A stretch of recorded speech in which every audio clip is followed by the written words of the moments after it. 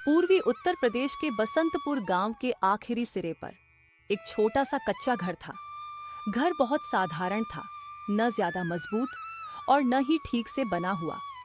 बरसात में पानी टपकता था और ठंड में दीवारें ठंडी हो जाती थीं। फिर भी उसी घर में मेहनत की गर्माहट और उम्मीद की रोशनी थी। उसी घर में मोहन और उसकी पत्नी विमला रहते थे। गरीबी उनकी जिंदगी का हिस्सा थी, लेकिन हार मानना उन्होंने कभी नहीं सीखा। सुबह होते ही उस घर में हलचल शुरू हो जाती थी। मोहन को नींद ज्यादा देर तक नहीं रोक पाती थी। आंख खुलते ही वह उठ जाता, कहीं काम मिल जाए इसी सोच में। उधर विमला बिना कुछ कहे चूल्हे के पास बैठ जाती। घर की रोटी और दिन की शुरुआत उसी आग से होती थी। आज भी काम देखने जाओगे? रोज यही चिंता लगी रहती है। हाँ, खाली बैठने से अच्छा है ढूंढना। कहीं ना कहीं कुछ न कुछ मिल ही जाएगा। कल तो पूरे दिन घूमे थे, शाम को थक कर लौटे थे। अरे भाग्यवान, अगर किसान थकान से डर गया तो पेट कैसे भरेगा? आज गांव में कहीं न कहीं किसी के खेत में काम मिल ही जाएगा। हाँ, तुम्हारा कहना भी सही है, लेकिन आज जो भी काम मिले कर लेना। आपको तो घर के हालात पता ही हैं। हाँ भाग्यवान, घर के हालात तो मैं देख ही रहा हूँ, इसीलिए तो हर सुबह निकल पड़ता हूँ काम की तलाश में।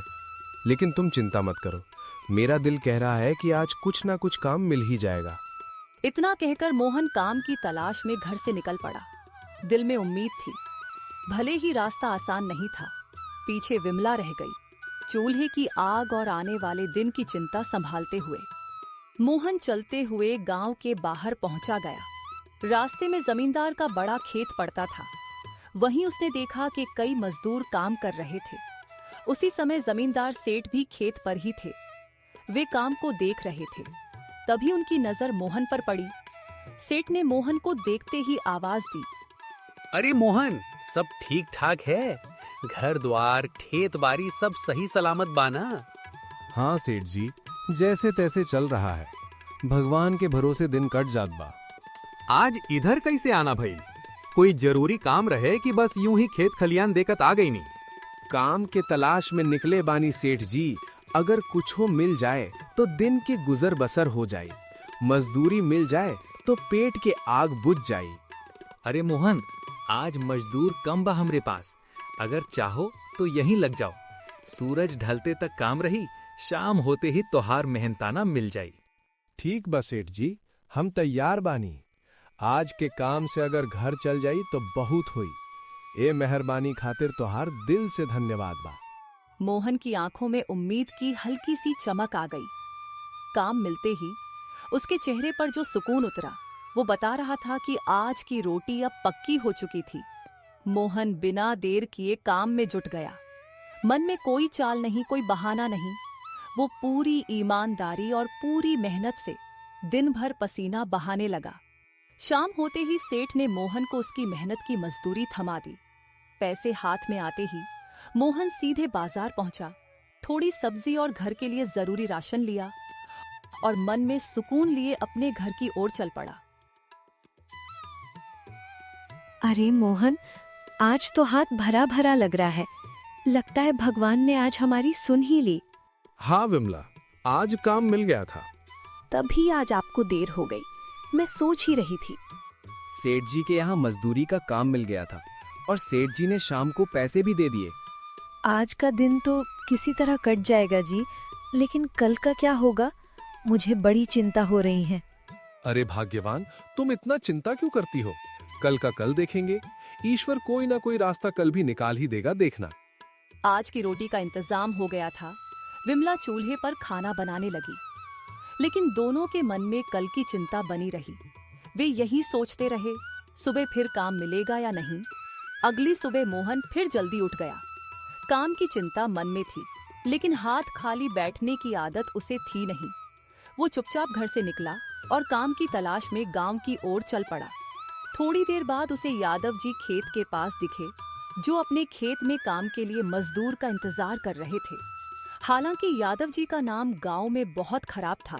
कहा जाता था कि यादव जी काम करा के पैसे नहीं देते हैं। अरे मोहन, कहाँ जा रहा है इतनी जल्दी जल्दी में? अरे कहीं नहीं यादव जी, बस काम की तलाश में निकला हूँ। काम तो था मेरे पास, फावड़ा चलाने का। दिन भर खेत में फावड़ा चलाना पड़ेगा। मजदूरी में 2 बोरी अनाज दूंगा। करना हो काम तो बताओ। यादव जी, मैं काम करने के लिए तो तैयार हूँ, लेकिन 2 बोरा अनाज की जगह अगर मुझे कुछ रुपए मिल जाते तो आपका उपकार होता। नहीं मोहन, मैं रुपया तो नहीं दूंगा, 2 बोरा अनाज ही दूंगा। अगर तुम्हें करना हो तो बोलो, वरना रहने दो, मैं किसी और से करवा लूंगा काम। नहीं नहीं यादव जी, मैं करूँगा काम। मोहन बिना कोई बात बढ़ाए काम में लग गया। धूप तेज थी, पसीना बह रहा था, लेकिन वो चुपचाप मन लगाकर काम करता रहा। शाम होने लगी, आसमान लाल होने लगा तो मोहन ने फावड़ा एक तरफ रखा। यादव जी, शाम हो गई है, मैंने अपना काम कर दिया है। अब मुझे अनाज की बोरी दे दो, मैं घर को निकलता हूँ। अरे रुको मोहन, इतनी भी क्या जल्दी है? अभी थोड़ा काम रह गया है। ये कोना भी साफ कर दो, फिर जाना। मोहन ने कुछ नहीं कहा, फिर से फावड़ा उठाया और काम में लग गया। काम करते करते अंधेरा हो गया, रात उतर आई, लेकिन मोहन ने कोई शिकायत नहीं की। उसे लगा मेहनत का फल मिलेगा। जब पूरा काम हो गया, मोहन ने फिर कहा, अब सब काम हो गया है यादव जी, मैं चलता हूँ। नहीं मोहन, आज काम ठीक से नहीं हुआ, कल फिर आकर पूरा करना होगा, तब 2 बोरी अनाज ले जाना। यादव जी, लेकिन मैंने काम पूरी मेहनत और ईमानदारी से किया है। पूरा काम खत्म भी हो गया है। दिन से रात तक लगा रहा काम में। अब आप ऐसा बोल रहे हो? मेरे घर पर कुछ बनाने को नहीं है यादव जी, आप मुझे अनाज दे दो।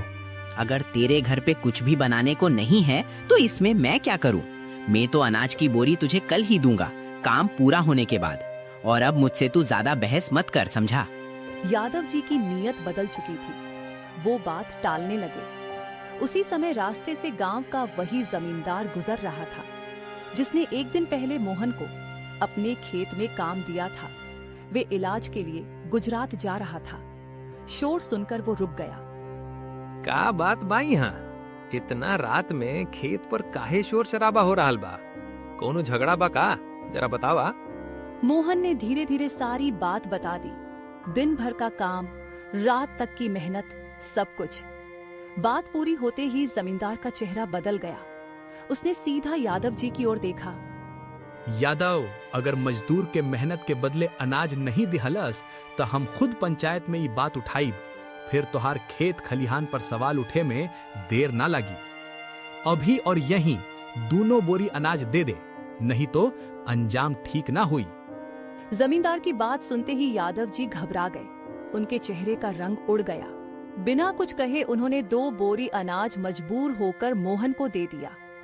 धन्यवाद मालिक, आप समय पर आ गए, नहीं तो आज की मेहनत बेकार चली जाती। इतना कहकर जमींदार अपनी राह चल दिया। मोहन भी दोनों बोरी अनाज उठाकर घर की ओर निकल पड़ा। पीछे खड़ा यादव जी ये सब देखता रहा। उसके मन में गुस्सा तो था, पर कुछ कर नहीं सका। अगली सुबह गांव में अचानक हलचल मच गई। यादव जी अपने घर के बाहर खड़े होकर जोर जोर से चिल्लाने लगे। उनकी आवाज सुनकर आसपास के लोग घरों से बाहर निकल आए। गांव के लोग इकट्ठा होने लगे।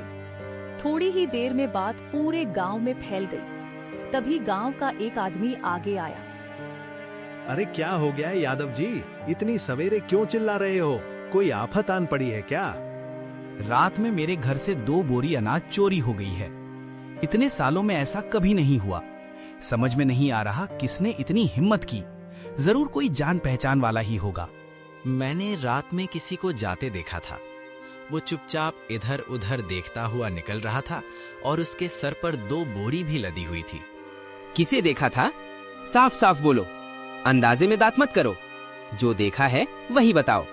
अंधेरा था, लेकिन कद काठी से मोहन ही लग रहा था। वो 2 बोरी अनाज लेकर अपने घर की तरफ जा रहा था। चाल भी उसी जैसी थी। रात का वक्त था, इसलिए मैंने आवाज नहीं दी। इतना सुनते ही भीड़ में हलचल मच गई। बात फैलते ही सब लोग एक साथ मोहन के घर की ओर चल पड़े। मोहन के घर की तलाशी ली गई। 2 लोग अंदर गए और घर को ध्यान से देखा। घर के एक कोने में उन्हें 2 बोरी अनाज रखी हुई दिख गई। मोहन, क्या तुमने अब चोरी भी शुरू कर दी? हमें पता है तुम्हारी हालत ठीक नहीं चल रही, लेकिन इसका मतलब ये तो नहीं कि तुम यादव जी के घर से अनाज की 2 बोरियां उठा लाओ। मैंने कोई चोरी नहीं की। ये अनाज मुझे मजदूरी में मिला था। यादव जी ने ही अपने हाथ से काम के बदले मुझे दिया था। बोलो ना यादव जी। ये झूठ बोल रहा है। मैंने इसे कोई अनाज नहीं दिया। इसने मजदूरी के पैसे ले लिए थे, पूरे 300 रुपए। अब अनाज भी अपना बताकर कहानी बना रहा है। ये सीधा चोरी का मामला है। दोनों की बात सुनकर लोग और उलझन में पड़ गए। आखिर तय हुआ कि अब इस बात का फैसला पंचायत में ही होगा। गांव के बुजुर्ग पेड़ के नीचे बैठ गए। मोहन और यादव जी पंचायत में मौजूद थे। मोहन बार बार कह रहा था कि अनाज मजदूरी में मिला था, लेकिन यादव जी उसे झूठा बता रहे थे।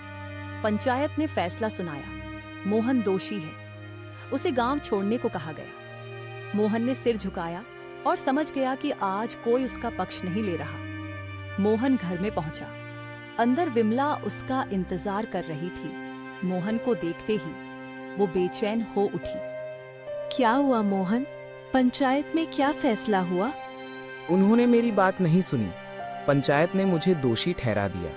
कहा है कि हमें गांव छोड़ना होगा। मेरी एक भी बात किसी ने नहीं मानी। सबने यादव जी की बात पर ही भरोसा कर लिया। लेकिन यादव जी ने हमारे साथ ऐसा क्यों किया? हमने उनका क्या बिगाड़ा था? उस दिन उनकी बेईमानी जमींदार के सामने आ गई थी। उसी का बदला लेने के लिए उन्होंने हमें चोरी में फंसा दिया। अब हम कहाँ जाएंगे मोहन? पता नहीं, जहाँ किस्मत ले जाएगी वहीं चल देंगे। शाम ढलते ही मोहन और विमला घर से बाहर निकले। कदम भारी थे। गांव की गलियों से होते हुए दोनों चुपचाप आगे बढ़ते गए। किसी ने उन्हें रोका नहीं, किसी ने पीछे से आवाज नहीं दी। गांव की सीमा पर पहुंचकर मोहन ने एक पल रुककर पीछे देखा, फिर बिना कुछ कहे दोनों आगे निकल गए। गांव से निकलते ही रास्ता बदल गया। कच्ची पगडंडी धीरे धीरे घने जंगल में जा मिली। चारों तरफ सन्नाटा था, बस पत्तों की सरसराहट और दूर किसी जानवर की आवाज। थोड़ी दूर चलने पर उन्हें पहाड़ी के पास एक पुरानी सी गुफा दिखी, अंधेरी मगर बारिश और ठंड से बचने लायक। मोहन, आगे और चलना मुझसे नहीं हो पाएगा। ये जंगल भी अनजान है। क्यों ना हम अभी इसी गुफा में रुक जाएं? ये गांव से ज्यादा दूर भी नहीं है। जमींदार जी जैसे ही वापस आएंगे हमें यहाँ से खबर भी मिल जाएगी। शायद तुम ठीक कह रही हो विमला। अभी आगे बढ़ना समझदारी नहीं होगी। जब तक जमींदार जी वापस नहीं आते यहीं रुकना ही बेहतर है। दोनों ने भारी मन से उसी गुफा को अपना अस्थायी ठिकाना मान लिया। अनजाने जंगल के बीच उम्मीद की एक छोटी सी लौ उनके दिल में अब भी जल रही थी। अगली सुबह जंगल में हल्की रोशनी फैल चुकी थी। गुफा के बाहर खड़े होकर मोहन ने चारों तरफ नजर दौड़ाई। यही जंगल अब उनका सहारा बनने वाला था। विमला, यहाँ हम हाथ पर हाथ रखकर नहीं बैठ सकते। जब तक जमींदार जी गुजरात से वापस नहीं लौट कर आते तब तक हमें अपने खाने पीने का इंतजाम करना पड़ेगा। उनके आने के बाद ही हमें गांव में प्रवेश मिलेगा। हाँ, तुम्हारी बात सही है मोहन। खाली बैठने से कुछ नहीं बदलेगा। लेकिन इस अनजान जंगल में हम कौन सा काम करेंगे जिससे रोज का गुजारा हो सके? मैं जंगल से लकड़ियां काटकर बाजार में बेच आया करूंगा। उसी से हमारे खाने पीने का थोड़ा बहुत इंतजाम हो जाएगा। मेहनत का काम है पर गलत नहीं। जब तक सच सामने नहीं आता इसी तरह किसी तरह दिन काट लेंगे। मोहन की बात सुनकर विमला ने कोई जवाब नहीं दिया। उसने बस चुपचाप सिर हिला दिया। दोनों समझ गए थे कि रास्ता आसान नहीं होगा। जंगल में रहकर मेहनत करके ही अब उन्हें आगे बढ़ना था। उम्मीद बस इतनी थी कि एक दिन सच जरूर सामने आएगा। अगली सुबह होते ही मोहन कुल्हाड़ी उठाकर जंगल के अंदर चला गया। घने पेड़ों के बीच लकड़ी काटना आसान नहीं था, फिर भी उसने हिम्मत नहीं छोड़ी। इधर गुफा के अंदर विमला अकेली बैठी रही। कभी जंगल की ओर देखती, कभी भगवान को याद करती। वो मन ही मन दुआ कर रही थी कि मोहन सही सलामत लौट आए और उनका ये बुरा वक्त जल्द खत्म हो। कुछ दिन इसी तरह गुजरते गए। मोहन रोज सुबह जंगल के भीतर चला जाता। लकड़ियां काटता और शाम होते होते उन्हें बेचकर वापस गुफा में लौट आता। विमला वहीं रहकर इंतजार करती। दोनों का गुजारा जैसे तैसे चल रहा था। एक दिन दोपहर के समय गांव का एक आदमी गुफा के अंदर आया। उसके चेहरे से साफ लग रहा था कि वह कोई जरूरी खबर लेकर आया है। उसने मोहन को देखा और बिना भूमिका के बोलने लगा। मोहन, सरपंच ने तुम्हें बुलवाया है। गांव में तुम्हारे मामले को लेकर फिर से चर्चा हो रही है। कहा गया है कि तुम आज ही वहां पहुंच जाओ। ठीक है, मैं आ जाऊंगा। लगता है अब सच सामने आने का वक्त आ गया है। जो हुआ उस आदमी के जाने के बाद मोहन और विमला ने देर नहीं की। दोनों ने वहीं से गांव की राह पकड़ ली। जो हुआ था उसका जवाब देने और सच सामने रखने के इरादे से वे चुपचाप आगे बढ़ते चले गए। सीधे चलते हुए मोहन और विमला पंचायत के स्थान पर पहुंच गए। वहां लोगों की भीड़ लगी थी और बीच में जमींदार जी भी मौजूद थे। जमींदार को देखते ही दोनों के चेहरे पर राहत आ गई। उन्हें समझ आ गया कि आज सच दबेगा नहीं। मोहन और विमला एक तरफ खड़े थे, यादव जी दूसरी तरफ, आंखें चुराते हुए। मोहन, तुम्हें दोबारा बुलाया गया है। आज जो कहना है साफ साफ कहना। सरपंच साहब, मैंने कोई चोरी नहीं की थी। जो हुआ था वो सब यहीं मौजूद जमींदार जी के सामने हुआ था। मोहन सच कह रहा है। मेरी आंखों के सामने यादव ने मेहनत के बदले उसे अनाज देने की बात मानी थी। बाद में बदले की नीयत से उस पर चोरी का इल्जाम लगाया गया। जमींदार की बात सुनते ही पंचायत में सन्नाटा छा गया। सरपंच ने कुछ देर सबकी ओर देखा, फिर ऊंची आवाज में बोला। अब मामला साफ है। मोहन पर लगाया गया इल्जाम गलत था। पंचायत अपना पुराना फैसला वापस लेती है। मोहन और विमला को गांव से निकालने का हुक्म रद्द किया जाता है। उन्हें पूरे सम्मान के साथ गांव में रहने का हक है। यादव जी ने लालच और बदले की भावना में एक बेगुनाह पर झूठा आरोप लगाया। इसलिए पंचायत तय करती है कि यादव जी गांव के सामने माफी मांगेंगे और जुर्माने के तौर पर गरीबों में अनाज दान करेंगे। भीड़ में खुसर पुसर होने लगी। यादव जी का सिर झुक गया। उनके पास अब कहने को कुछ नहीं बचा था।